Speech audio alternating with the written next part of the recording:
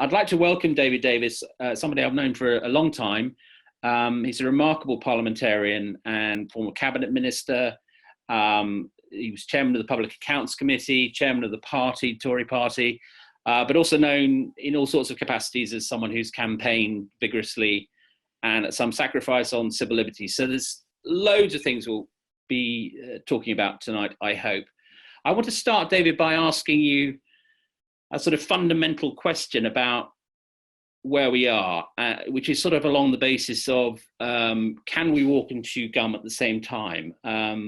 Michael Gove was holding a meeting on Brexit this afternoon with the Commission Vice President, Maros Sefcovic. At the same time, the World Bank was warning of an unprecedented shock to the economy. Is it really a good use of cabinet ministers' time at the moment to be talking about Brexit? Well, I'd approach it a different way. I'd say what's best for the country. And the one period in the last few years when the economy took a dip off the back of Brexit was when the departure was deferred in March of last year. And the effect of that was massive increase in uncertainty. Now, the last thing we need at the moment is even more increased uncertainty. So for one reason, I'd say keep going. The other one is really much simpler, and it's this. What Britain wants out of a Brexit is a free trade arrangement, zero tariffs, zero or no quotas, not zero quotas, no quotas. And frankly, that we still want that, and I think it's quite likely we'll get it. And I think if we get that, there will be very little impact on our international trade, particularly, bluntly, since the amount of trade crossing the borders is much lower than it normally is. So there will not be the pressure on customs and so on that was the primary real threat that people worried about with Brexit. So I'd carry on, I'm afraid. I would continue with the proposal. There are going to be so many changes in the coming years. We're going to have to, in the coming years, and I mean years, we're going to have to be ready to take our part, make our own decisions, set up our own trade arrangements and so on. We'll no doubt come back to it when we talk about the effects of coronavirus on the global economy. And so I think the best place to be after Christmas of this year is out and making our own decisions.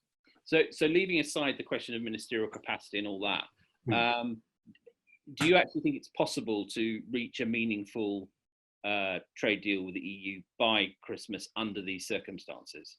Yes, I mean, there's always been, and there always will be, a period of tension. I mean, I said from the beginning, this will be decided in the last 3 weeks, not the first 3 years, and the same will happen now. It will go to the wire in December. People will get nervous about it. Hopefully, the European Union will be a little less hard line about using the final deadline as it normally does. It normally takes every negotiation to the last minute, let alone the last few weeks. This time, I think it would be sensible on all sides if we try to treat this as an equitable and friendly negotiation, not one of hard competitors, because we're all going to be helping each other, frankly, in the coming years, whatever the relationship is. I mean, do you not think, though, that, I mean, if you take the example of the fact that both David Frost, our negotiator, and Michel Barnier are in isolation at the moment, it seems a fairly potent human symbol of the problem. That you know, after the general election, I think everyone accepted, you know, we're leaving, as we did on January the 31st, and the negotiations would take place.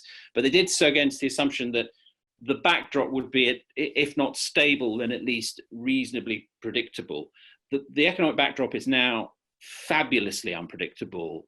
That doesn't affect your kind of prognosis for the talks. Well, I don't agree with your starting position. I mean, I always thought that Europe was in a very fragile position. I mean, through all of this, I mean, the Eurozone has been very fragile for some time.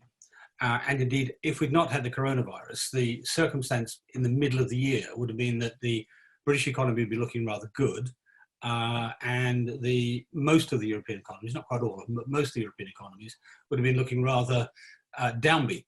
and as I say, financially fragile. Many of them financially fragile, with fragile banks, and so it's a worse case of what I expected. And I think I just think the more uncertainty we put into this, the worse it is. I think we'll get a conclusion. We'll get an arrangement, frankly, where European companies have access to London, and we have access to their markets, and more importantly, in many ways, they have access to ours. All of that will happen. I don't think this changes that game. After we're through Christmas, a lot of things are going to be changed by coronavirus. The whole global marketplace is going to be changed. The whole attitude of the public to free trade is probably going to be a little more suspicious than it was. The attitude to China is going to change. We need to have as much freedom as we possibly can to play our part in that, because actually we're going to be rather good at that. That's one thing we are good at. We do punch above our weight. Is that terrible? Why do you say that the attitude of the public is going to be more suspicious towards free trade? Well, I think a lot of people will look at the coronavirus catastrophe and blame it on the openness of the world economy, on the sheer amount of movement. I mean, in 1957, 1968, from memory, there were two previous big flu pandemics, coronavirus-style pandemics. Each of them, we think, led to 1 million deaths, so significant even by today's standards. But they were contained without massive economic impact in the way that we're seeing at the moment. And they were in an era when there wasn't so much jet transport, so much free movement of people, so much easy movement around the world, such that when a country discovers it's got an epidemic problem, even if it's more open than China has been, and there'll be arguments about that, even if it's more open than that, it's already out of the box. It's already traveling around the world. There was no point, frankly, at which the British government could have closed off access to the UK before the coronavirus got here. And the same true all of Europe, same true of every single Western country, and probably every country in the world. So that's the first thing. The other thing is there'll be a lot of suspicion about China. I mean, China's handling of this has already come under criticism in terms of it not being open, trying to blame the Americans, trying to do all sorts of things in propaganda terms and information control terms, which may have made the problem worse for the rest of the world. Now, even if that's not true, that story is already in people's minds, that zeitgeist is there, and people will be a bit suspicious of that. So there'll be a little less willingness to depend on China. So for a variety of reasons, those of us like me, who are strong believers in free trade, who think free trades happen to be the greatest instrument for the removal of poverty in the world ever, we're going to have quite a fight on our hands to defend the continuation of free trade and the continuation of globalization, which I still think is a great thing. But there will be a popular backlash against it, I suspect. It's interesting because this has come up in some of our discussions this week already, which is a kind of nativist narrative emerging that we can do things more and more as a nation on the basis of self-sufficiency. Now, I suspect you think that's not a runner, but I'm interested to hear how you think you can take on that view, which has, some supporters in the Conservative ranks. Well, I don't think it's a run. I mean, you have to recognise that there are some areas where you have to have some national self-sufficiency. I mean, living through the preparation, the Brexit preparations, the no deal preparations, one of the things that struck me was the extent to which we were dependent on the world at large, and some areas where I really didn't want to be. I mean, we have historically taken a view about defence industry, for example, and strategic industries, which is more nationalist than globalist for very sensible reasons. But you might take the same view now of vaccine manufacture. I mean, are you going to depend on the goodwill of other countries to provide you with the vaccines in a circumstance like this, or are you going to have your own factories? We actually had plans to build a vaccine factory anyway, but although not quite immediately, it was going to be there by 21, 22. Now, I would say that some things you as a government are going to have to take on board and say, well, we actually have to have our own one of this, even if it's not the most economic way of doing it. And vaccines are a good example, but there will be others. I can see Robson Augusta has his hand up. Robson, would you like to chip in? Hi, Robson again. How are you? Yeah, I'm good, thank you. How are you? Even Ross, we learn so much about each other's homes this way.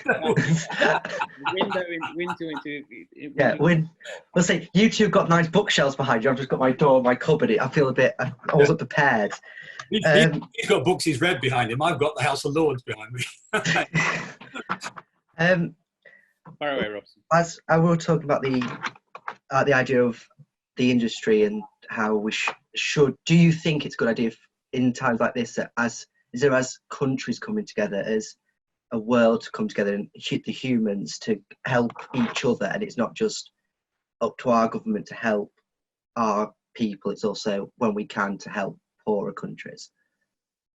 Well, yes, of course we agree with that, but the hard truth is that, let's say when you've got a challenge like the coronavirus, what tends to happen is governments put their own citizens first, and that's because they're elected by their citizens, and that's the way democracies work. So you've got to be careful about being over-dependent on it. But the reason I'm a fan of globalization, which is probably going to be unfashionable as it can be in a year's time, is because it actually acted to help other countries. I mean, the biggest beneficiaries of globalization have been countries in Asia, China particularly, but India and others as well. And because we bought their goods, we lifted huge numbers, I mean, about over 1 billion people out of absolute poverty, which couldn't have been done just by being cooperative. It was done by the way the world economy worked. Now, that being said, you're right that we take the coronavirus. It's an area where we could cooperate better than we do. I mean, we haven't actually covered ourselves in glory, and the World Health Organization hasn't covered itself in glory, either over this or indeed over the preceding Ebola outbreak, much smaller but lethal for those involved in it. And we're going to have to think hard about the cooperation mechanisms that we use there. And so, yes, from that point of view, yes, it's a good intent, but we have to be careful about how we design the organizations, because they sometimes just come apart under the pressure of really big crises. I'd like to bring in Daniel Steinberg, who I think has some interesting views on the contingencies around Brexit. Daniel, are you there? Hi, I'm here. I wasn't expecting to be called, actually. Oh, so my views on Brexit. Well, we're that's what the Speaker of the Commons does to me. but Go on. But I don't mind commenting. I do believe that we shouldn't delay Brexit. I don't think there's a particular need to. I think the government should take a lead and show to the rest of Britain that we can work from home. And I think the world is going to be a slightly different place when this finishes. There is going to be much more working from home, decentralization of teams to deal with this. And I think we should be well placed. I do have a concern about agreeing with the EU to stay in, which is we're going to be called upon to bail out a lot of the countries in Europe that have enormous debt being built up, when we also have enormous debt being built up. And I think the fact that we're outside it probably gives us some advantages in that space. So I think we should continue with that. I also agree that this is going to be a much more global world. Oh, you're going slightly frozen. At the point you started saying global, Daniel, you sort of disappeared. Can I pick up on one point Daniel made? I mean, he makes a very good point about the issue of debts in the European Union. The last few years have been a story, last 10 years really, have been a story of the tensions inside the Eurozone. And those tensions are going to be made worse by coronavirus. The countries that have been hit worst have been the Mediterranean countries, Italy and Spain most notably, much worse, at least so far, than, let's say, Germany or Sweden. And so the pressures on the Eurozone are going to be much, much harder than they were before. So it's another reason for us to be friends, but separate from them, because I don't really want to be part of what comes next, which I suspect will be something of not a ripping apart, but a reconfiguration of the Eurozone. I'd like to come to my colleague, Chris Cook. who is making an interesting case on the chat about the case for delay. Chris, would you like to expand upon that? Sure. I think the two things are really that there are both Brexit and the coronavirus are enormous stresses, obviously, of government, and it only has so much concentration span at the best of times to be able to cope with things. And while it's thinking about one thing, it will not be thinking about other things. And the second thing is actually the logistics industry, which is the thing that's going to have to cope with whatever happens with our new trading relationship, is also an industry that is really fighting to stay on its feet right now through this crisis, losing large numbers of staff whilst being an essential service. So these are two. I also don't really understand the sort of downside of delay insofar as that we're definitely leaving. There's no, this isn't like last year when there was the capacity for people to sort of think about dreaming of ways of revoking Article 50. We're on the rails now. It's going to happen. I don't see any disadvantage really in delaying and just taking more time over it. Well, Chris, the reason the last delay had its impact was not particularly a sudden belief it wasn't going to happen, although some may have thought that. It was more that people had made preparations which turned out to be completely wasted. I mean, whether it was hiring warehouses or taking a month's, what I think we now would call a furlough, BMW did that, for example. All those operations, all that work was sort of, building up stocks was thrown away.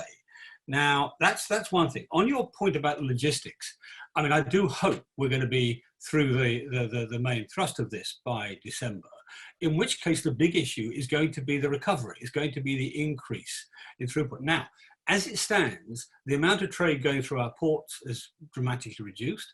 The capacity of our customs operations is now well within coping with it, I think.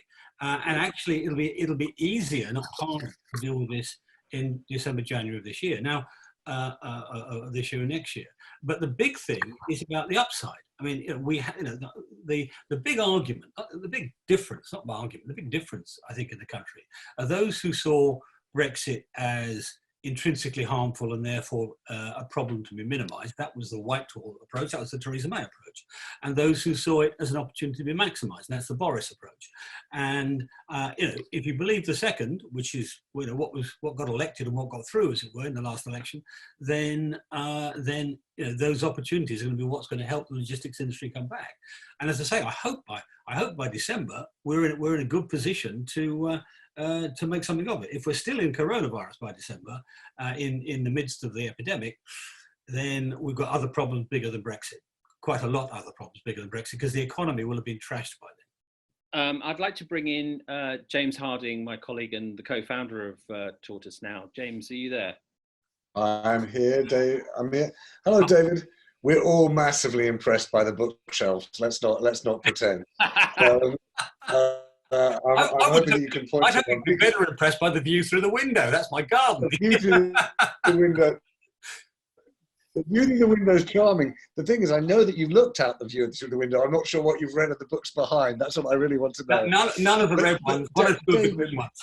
Oh, that's okay. That's impressive. Well, a lot of them have got you speaking in them, so that's the ultimate vanity. Go on. I'm sure I'd do the same if I'd been speaking in the House of Commons. David, tell me something.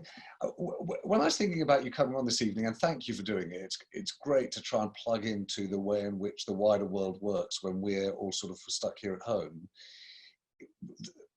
I was thinking to myself that I had this very odd thought, which was, suddenly Brexit seems very small.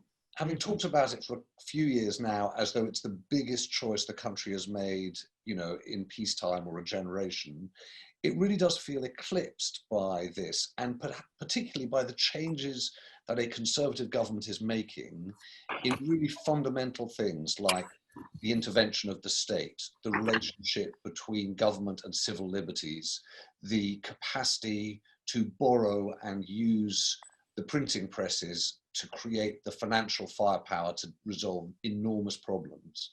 And I wondered whether, sort of knowing the psyche of the Conservative Party in the way that you do, it makes you think that this is going to fundamentally rewire conservatism, or whether or not, when it's over, it will be treated as an aberration, a kind of a weird rush of blood to the head, and actually then the old truths will reinforce themselves. Well, let me separate out the two questions in a way. I mean, I'm going to make a confession. I've always thought that Brexit will be the least important of the things that happens in the coming few years. How we use Brexit is a different matter. Whether we can become a real force for free trade on the world stage, because there isn't one other than us, and maybe Japan, but nobody else, certainly not America. Whether we can do all of those things would have been much more important. And I always talked internally about the need for a revolution of expectations, as happened in 1979. Because the big changes around the Thatcher transformations were the revolution of expectations. So I sort of agree with you there. It will, in the context of coronavirus, look less important. What we do with it will still be important, because now the context is going to be, it's more like the end of 1945, given the shock to the economy and the sheer size of the debts we're going to have. I mean, not the deaths, but the sheer size of the debts and economic circumstance. But we're not going to have Bretton Woods because we've already got free trade. We're not going to have a Marshall Plan because nobody can afford to give us a Marshall Plan. You know, we're not going to have the upsides that were externally available then. So we're going to have to find a way of lifting ourselves by our bootstraps. And let me make a prediction for you. I think the big row inside the Tory party in 6 months' time, well, there'll be two. One will be about whether this was all necessary. And, you know, whether it was right, wrong, we can talk about that if you like. But the other will be between the austerity, the continuing austerity brigade, who want to raise taxes and pay for all of this at one go, and what I would probably call the Reaganomics brigade, those who want to liberalize the economy, to not raise tax rates, but raise tax revenues by driving the economy as fast as they can. In a way, it's more like 1918 in that context, whether we have the sort of roaring 20s following us, or whether we have a gloomy 1945 to 1952 period where we're too afraid to take rationing off because we're terrified of our own shadows in economic terms. So that's where that battle will be. There'll also be a battle about civil liberties, you bet. You know, I mean, had the government last week told the House of Commons it was about to put the whole country under house arrest, I think they might have had a bit more trouble getting that bill through than they did. So yeah, there are going to be some big battles, but I think the big ones are going to be economic, as how we recover from this and how we get out of it. There'll be other ones. I mean, it would have sounded, if I'd made this point 3 or 4 weeks ago, it might have sounded trivial, but the last few years, I've been driving the argument on antimicrobial resistant drugs and all this sort of thing. In the meetings we had for the last 3 or 4 years, a maximum of 5 MPs turned up, more likely 3, 100 doctors, but 5 or 3 MPs. Now, if we had that meeting, 300 would turn up. So there'll be new areas of interest, which are going to come about as a result of this. A new interest in science, for a start. The government struggle to deal with scientific advice has been a fascinating object lesson of this last few weeks as well. So yeah, sure, they're going to be all sorts of new arguments. I mean, your job's going to get easier, not harder, because you're going to have plenty more to report on. But yeah, absolutely, on all of those fronts. I'd like to bring in Richard Watson now, if I may. Richard, are you there? Can you hear me?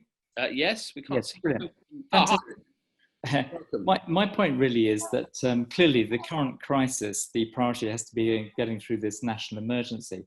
But at some time, there's going to be a steward's inquiry into all this. And if it's found that China was slow to give information to the West, and if it's found that there are serious concerns about public health standards in China, what does that imply for the importance of trade with China? And should the West actually take some sort of action about this? Well, it will reinforce what I said earlier about the suspicion about free trade generally. It will also, you'll see a bolstering of something else too. I mean, at the moment, it's thought that China has roughly 1 million people in concentration camps, and Uyghurs and Christians, various other religious groups. bluntly, the West has taken something of a blind eye. It's sort of not really pressed the point too hard because of the importance of trade with China.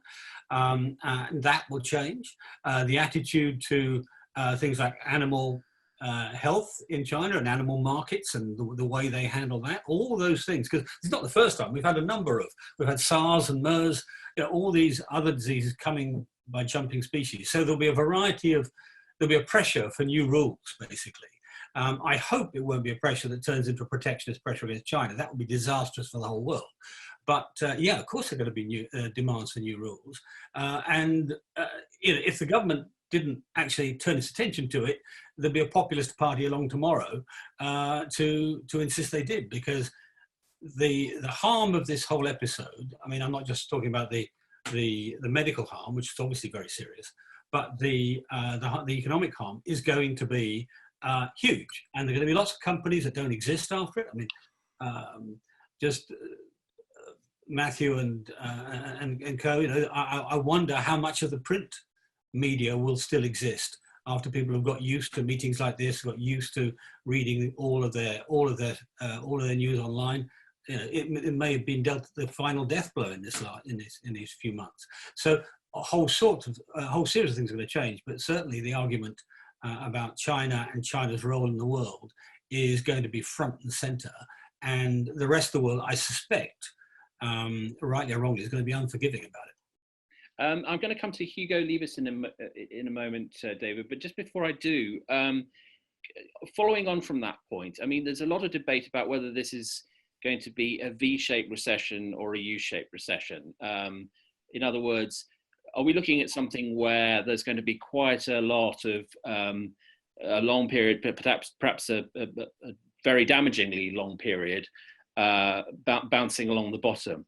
And I mean, that feeds into the implication of your question, your point, which is, a lot of things that have closed down in the last fortnight or so may not open again, or if they do, may open in more automated form or with fewer jobs. I mean, in other words, the economy that we are talking about may be of a very different character and perhaps have fewer jobs, for example. What's your kind of global, not global planetary, but your global view of the state of the economy that's likely to emerge from this crisis?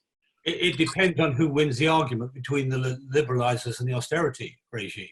I mean, since 2008, at one level, the Osborne economics have been quite successful, that is, in creating jobs.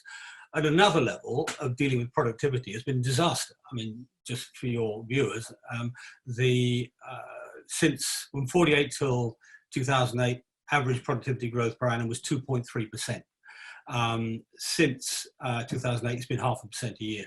Now, the effect of that in hard numbers rather than political theory is that we're paid about 21% less than we would have been, or the economy is 21% less big per capita than it would have been if the productivity had increased. Now, if we can't deal with that, if we can't make ourselves competitive, then it will be U-shaped. It'll be a bathtub recession. It'll be a very, very long, flat period before we come out of it. I think if the liberalisers win, there is a chance. It's not going to be easy, but there is a chance that it'll be a sharp V-shaped recession. But a lot of that will depend not just on the sort of tax policies and liberalising policies I tend to favour, but also on some of the things that, to be fair to Boris and Dominic Cummings and co, they have been worrying about, and that is our research effectiveness. We have got a sort of two-tier economy in terms of research effectiveness. We've got areas like artificial intelligence, all the sort of romantic, the sort of glamorous areas, like AI, like biotechnology, very important now, of course, like genomics, like self-driving cars, like robotics, where we're very good. And there's a whole area where we have been very poor for a century, probably, of actually translating all of that into factories to make things, the so-called translational research. Now, Number 10 have been seized of this for some time, since Boris won the leadership. And actually, this, if they believe in it, they should really believe in it in the next couple of years and put everything into reinforcing the Warwick engineering faculty. I've forgotten the title of it now, but it's been going for some time. Reinforcing the Advanced Manufacturing Research Centre in Rotherham, and so on, in Sheffield. So it depends on, this is very, very much dependent on how we behave. Most of the time in politics, what you do doesn't make much difference, bluntly. It's marginal, it's a 0.1% here or there. This time, it will make a big difference, whether it's because of Brexit, whether it's because of coronavirus, whether it's recovery from the dealing with coronavirus. This is going to be, when people look back, when historians look back, what they'll really look at after the coronavirus is the debate in the next year as to how we get back on our feet, how we start punching above our weight, to reuse that cliche for a second time. So that's the answer. It's that there's no fatalism in this. This is an issue of decision for us, and there won't be easy decisions. There'll be very, very difficult decisions. They'll be like the 79 to 83 decisions of the Thatcher government, but maybe worse, maybe harder. I'm going to come to Hugo Libres and then Susie K. Hugo, are you with us? Hi, can you hear me? Hi, Hugo. Hi, David. So I was just wondering, I've been chatting with my friends in sort of France, Germany, Austria, Italy, Spain, all around, and we've been talking about whether we think it's going to be a make or break moment for the EU, whether this will be the time when the EU really steps up and starts to take responsibility, and really other nations around Europe can see what it is and how important it is that it is in their lives. Or if it will be a break moment for them. And we saw von der Leyen saying that governments, i.e. Hungary, shouldn't be taking advantage of emergency measures, whether the ensuing probable euro crisis will seriously damage the euro and therefore the EU. And also just the general lack of leadership they've taken with the pandemic and helping and organising and coordinating within the countries. Some of my friends in various of these countries have been slightly surprised by lack of leadership and the lack of contribution from them. And in that regard, we thought it perhaps might be a breaking moment for them, and that they start to unfurl. I just wanted to hear what you had to say on it. If I were talking to your friends, I'd start off by saying, don't be too unfair on the European Commission. I don't often say that, but don't be too unfair on them, because they have got limited powers, right? Their powers are limited. The powers that matter at the moment are largely national powers, the powers of national health services, the powers of the national economies, and so on. But what I would say to them is that there is a moment of decision coming from Europe too. What I've already mentioned, the problem of the Mediterranean states in particular, with what looks like at this stage anyway, a much worse problem with coronavirus, probably a longer impact on what is already a lower productivity economy.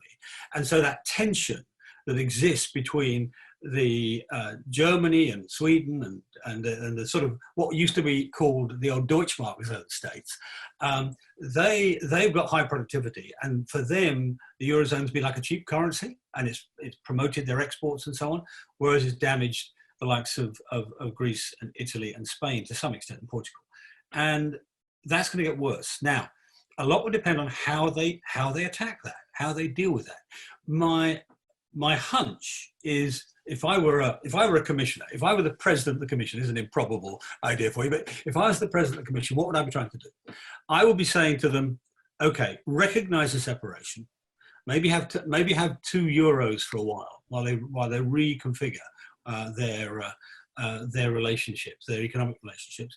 And the other side of things going to happen is you're going to get fiscal union in the inner core, in the German, Franco-German, the Low Countries, Denmark, maybe some of the Eastern European countries. You're going to get fiscal union, I think, and it's going to be faster now than it would have been otherwise. Now, whether you think it's good or bad depends on which model of Europe you approve of.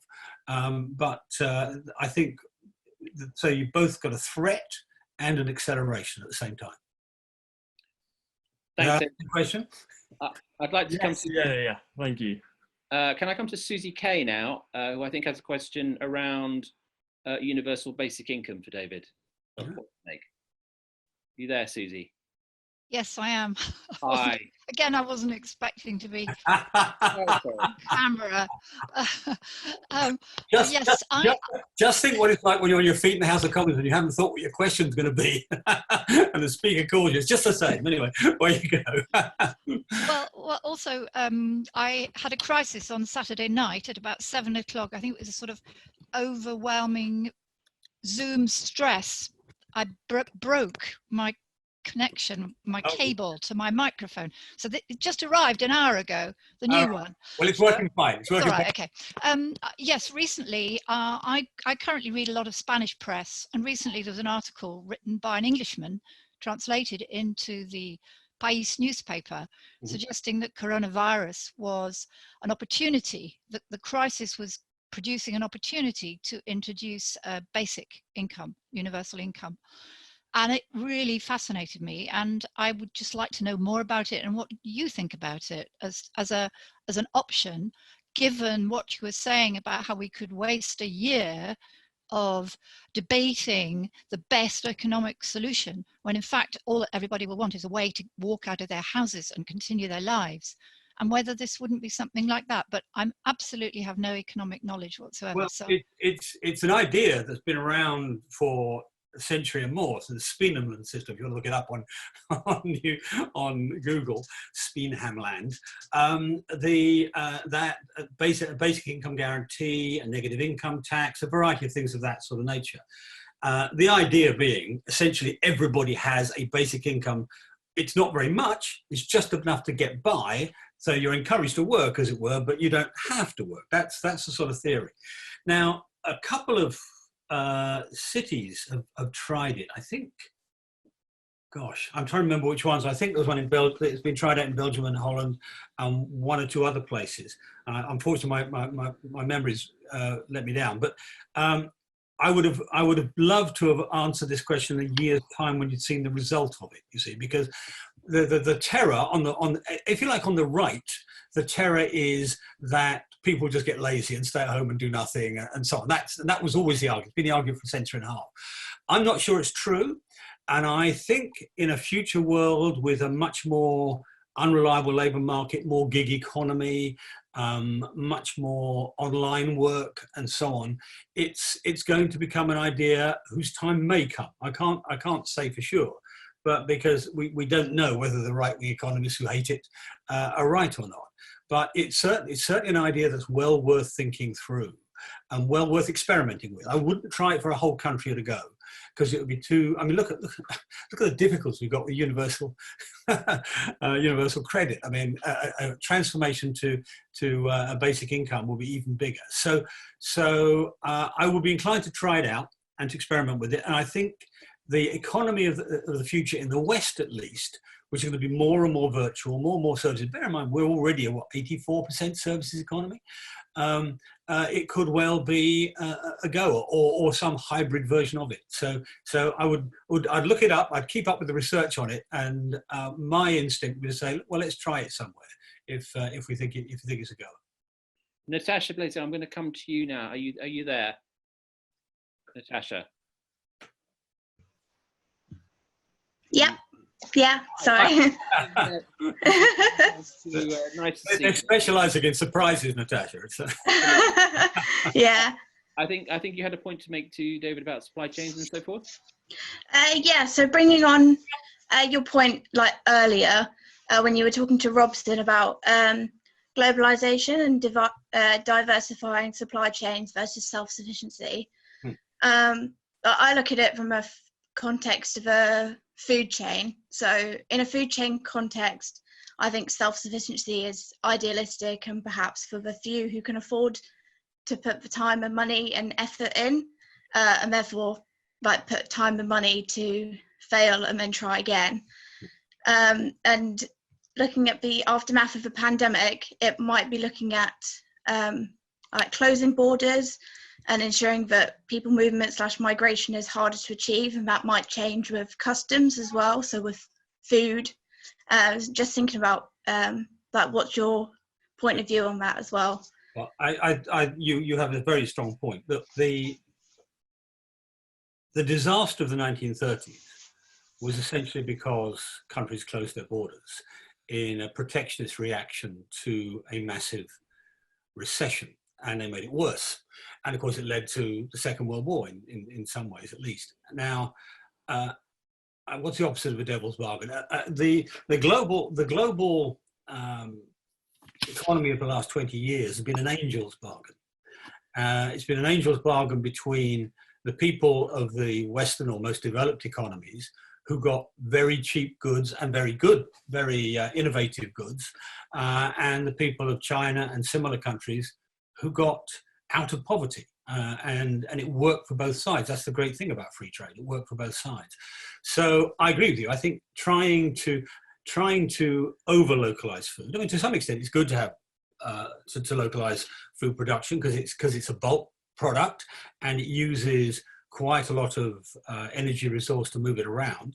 But to try to over-localize it will be a disaster. You'll end up with another protectionist outcome. I mean, agriculture, food and agriculture are the most the industry that is most prone to protectionism. It's always, whenever there's a free trade deal, whenever you go to the negotiation for a free trade deal, it's always food, agricultural products generally that are the most difficult to deal with. I can remember from my days working in Europe, the German minister on one occasion was a great free trade liberal. He was a German liberal, so sort of classical English liberal, if you like.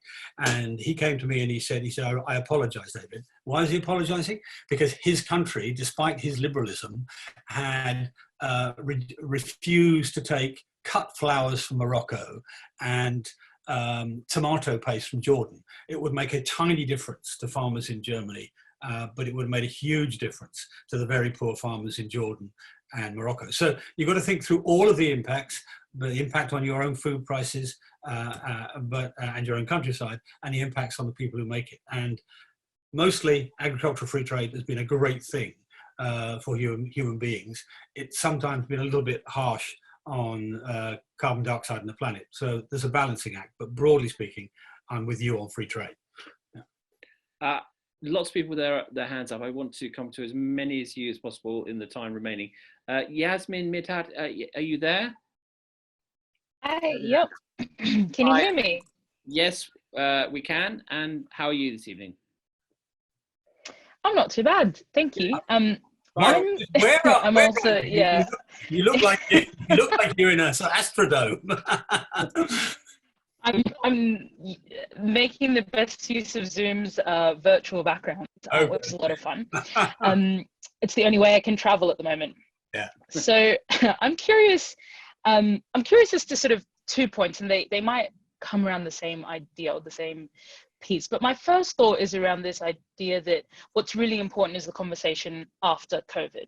Once we've gone through this, however long it takes, the conversation in the year afterwards is really important. I'm concerned because the impact of COVID has definitely had a much more drastic impact on people who are already disadvantaged in communities, whether they're on 0-hour contracts or self-employed, et cetera, like this is something that's been well reported. But how will these people be able to actively have their voices heard in the year after COVID if they're already in a situation where they're struggling for survival? And how do we make sure that these voices are heard in the conversations and in shaping the new systems and structures that perhaps are remolded post-COVID? Let's leave it at that.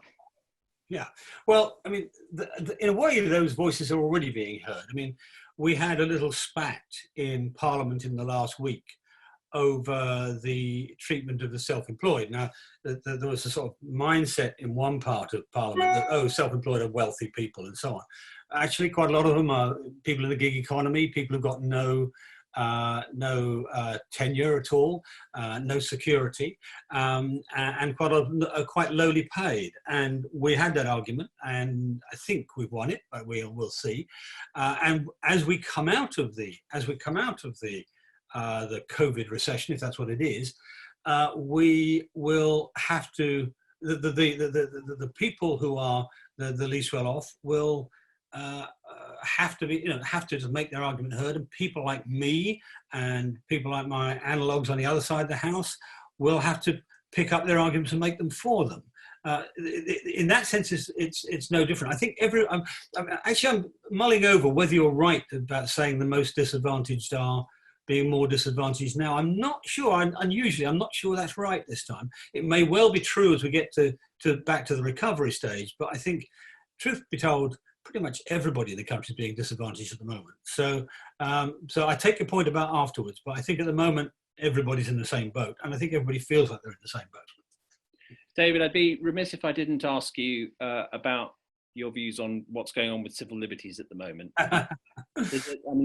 You've been a passionate supporter of civil liberties in all sorts of contexts, and the leader of the so-called Runnymede Tories. And I wonder what you make of the way in which this legislation, whatever its strengths and weaknesses, just went through on the nod.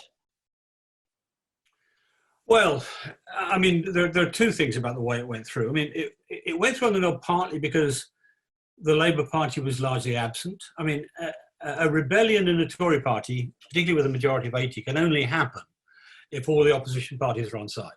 That's the first thing. The arithmetic of these things always dominates. And so the Labour Party was really not there, and they were a bit too supine. I mean, you can understand why. When I was a Shadow Home Secretary, Nick Clegg, then Shadow Home Secretary for the Liberals, said to me once, "We can only act on counter-terrorism legislation in your shadow, because we will be accused of being unpatriotic and not caring about the safety of the public and so on. But if you stand up, me as the Tory spokesman, stand up for it, we can do it together." This time around, I think the Labour Party and maybe one or two others were nervous about being seen to stand in the way of the government dealing with what was actually a much bigger crisis than terrorism ever was in terms of deaths. So that's part of the reason for the supine nature. That being said, if you listen to the debate last week, the hard truth was very, very few people spoke for the government, and that's partly because all we were asking for was the right to review and revise the legislation at 6 months and a year. And the government was quite hard-nosed about saying no, something which I think may come back to haunt it as we see more and more of these silly misuses of the powers that we've seen already, whether it's ruining a beauty spot because people congregate, or whether it's using drones to watch pensioners walking through the peaks, or whether it's fining people for doing the wrong sort of shopping. I mean, it's unless the government wakes up and makes sure that they take the people with them on this, people will be very, very cross with them. This is a country which you don't find people saying they're civil libertarians. You're going to ask somebody if they're a libertarian. No, they're not. I'm not really a libertarian. But what you do find is they get very, very annoyed if they have to put up with some of the impositions that other countries' governments put on them. Being stopped in the street by a policeman asking who you are and where you're going, being asked why you're in a certain place, not another. Those sorts of things we've always taken to be absolute fundamental liberties that have risen from our history, and that'll come back and come back to haunt the government if they're not very careful, both about how they handle this in detail, and also how quickly they get rid of the powers. It's very interesting to watch Nicola Sturgeon. I'm not normally a great fan of Nicola Sturgeon. I'm not a fan of Nicola Sturgeon. But today was interesting. She made a very clear point that the powers she was taking on, she would get rid of as soon as the need for them was gone. And I think that's something that both all governments in the United Kingdom should commit to. David, I think Albie Shale, if you're there. Yep. A trip down memory lane question or point to make. Albie, where are you? There you are. Hi. Hi. Hi, I was Albie. just wondering. Hi, David. I was just wondering whether you had any particular regrets of how you managed your leadership campaign, and I'd love you to also explain why you were opposed to the Conservative Lib Dem coalition. number one, no. These things play out as they play out. I think the Conservative Party wanted someone like David Cameron at the time. That's what they got.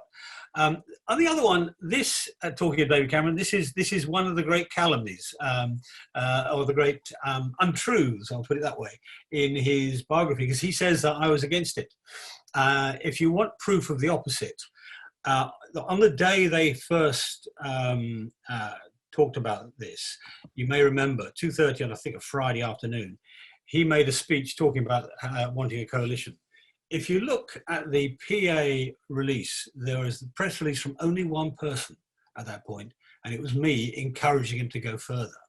So I'm afraid he's had a serious failure of memory. I was very much in favour of it. In fact, I had a conversation with him, and what I said to him was, number one, there's a massive overlap between us and them. Obviously on the civil liberties area, where I was very keen, my policies that I'd sort of left the party as my inheritance were pretty much identical to Clegg's policies. I said on the green policies, what you believe in, David, is very close to what they want. And in the other areas, you just have to find a way of allowing them to disagree with you without bringing the government down. Now, this became prescient because had he done that, there wouldn't have been the disaster of the tuition fees policy that we ended up with when he didn't allow them to stand back and take their own view. So I was not against it at all. I was actually very firmly in favour of it, but I'm afraid Mr. Cameron has had a terrible failure of memory. So I'm going to ask one more person to speak before, because we're rapidly and sadly running out of time. So if we could go to Alice Wright, who's had her hand up for a long while. Alice, are you there? Hi. Yes, hi. Hi, Alice. Yes, hello, Mr. Steve.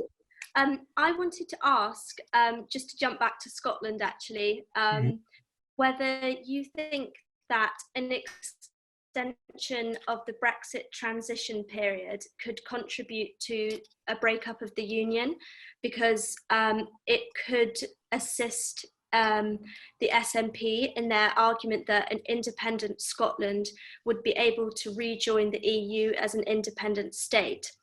And the longer we're in transition as the whole UK, and therefore aligned with EU regulations and laws, it would actually be much easier for Scotland to do that. So support for independence could go up if people in Scotland think that they could, as an independent state, rejoin the EU.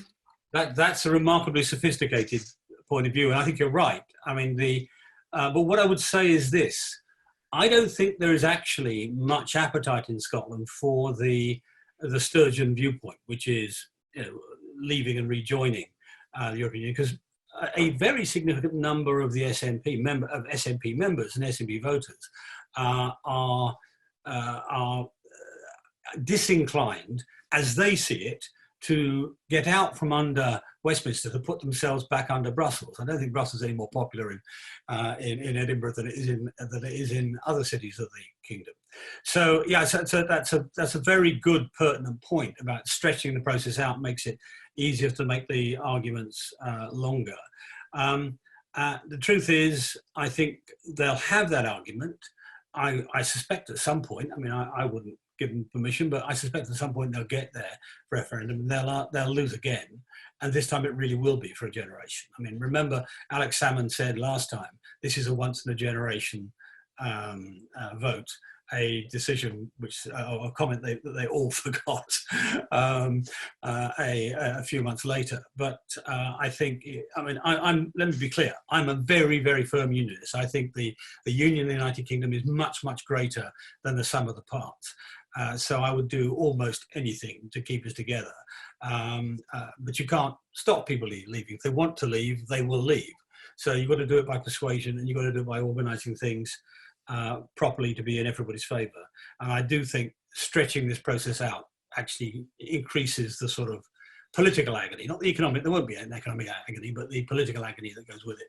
So, yeah, you're right. It's interesting. It's not an argument I heard before, but it's actually a very sophisticated and telling argument. Thank you. So thank you for that. And with a heavy heart, I see that the clock is now moving on. And Zoom only allows us a certain window, so I have to wrap things up quite quickly. And you've given us such a panorama of things to go away and chew on, David. I mean, I think just a few points that have come out for me. As James said, this crisis has made Brexit seem small by comparison, and I think you're right to imply, David, that there's a big battle between liberalisers and their enemies ahead, and that will shape much of the economic argument. As Robson said, you know, the question is what sort of a global economy will we be looking at? Natasha made that point as well. Richard made a very interesting point about the other side of the coin, which will undoubtedly be strands of recrimination, possibly against China. I was very interested in Susie's point about universal basic income, and also, David, that you were reasonably, you know, cautiously, let's say, hospitable to the idea. And also in Yasmin's more general point that clearly the conversation after COVID will have to be all embracing and take account of the vulnerable as well as the wealthy. On civil liberties, I think you make a very good point that at the moment there's a general acceptance of the regulations, but that may fray very quickly. It's time limited and requires scrutiny. And it was good finally to see Alice, who's one of the people I think who's engaged in our Tortoise moonshot enterprise, making such a good point about and a sophisticated point about the links between Brexit and the United Kingdom. Remains only for me to say thank you very much, David. We know how busy you are, and we're very grateful to you for your time. As ever, you've given us so much to think about. Thanks to Santander. This is the end of tonight's Thinking, but we're back tomorrow with my colleague, the mighty Polly Curtis, at 6:30. We'll be looking at Generation Z and the issues they're facing in the COVID-19 crisis. Until then, thank you very much for your time. Have a good evening, and good evening. Good night.